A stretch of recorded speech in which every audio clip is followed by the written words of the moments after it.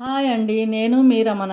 26th ఫిబ్రవరి 2026 రోజు తిరుమలలో వారాహస్వామి దర్శనం అయ్యాక 3 months ముందు బుక్ చేసుకున్న 300 రూపీస్ టికెట్స్తో 3 o'clock ఏటీసీ సర్కిల్ నుండి మాకు దర్శనంకు 8 hours పట్టింది. నడుచుకుంటూ వెళ్తూ ఉంటే 2-3 మలుపులు తిరిగే వరకు టాయిలెట్స్ కానీ తాగడానికి వాటర్ కానీ లేవు. మేము స్కానర్ వరకు చేరేసరికి 3 hours పట్టింది. చిన్నపిల్లలతో పేరెంట్స్ పడుతున్న బాధలు చూసి కూర్చోవడానికి లైన్ ప్రక్కన బెంచీలు కూడా నిండిపోయి చాలామంది అంతసేపు నిల్చోలేక కింద కూర్చున్నారు.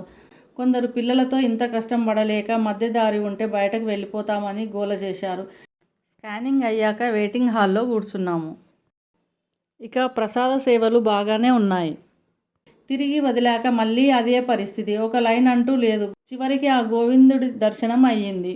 మా పరిస్థితే ఇలా ఉంటే ఇక ఫ్రీ దర్శనం వారి పరిస్థితి ఎలా అని బాధ అనిపించింది. ఉంటాము కానీ మాకెన్నడూ ఇలా జరగలేదు. ఒకసారి 2 గంటలు, ఒకసారి 3 గంటలు, ఒకసారి అయితే 1.5 దర్శనం అయింది, ఒకసారి 4 గంటల్లో అయింది.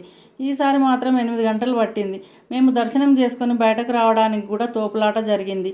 చివరికి బయటకు వచ్చాము. ఇవాళ మా వారి పుట్టినరోజు. దర్శనం అయ్యాక ఎలా అయినా 12 o'clock లోపల గుడి ముందు, అంటే ఆంజనేయ స్వామి గుడి ముందు దీపాలు వెలిగించాలని నా కోరిక. చివరగా 11:30 దీపాలు వెలిగించాము. ఇలా అతి కష్టంతో ఈసారి స్వామివారి దర్శనం అయ్యింది.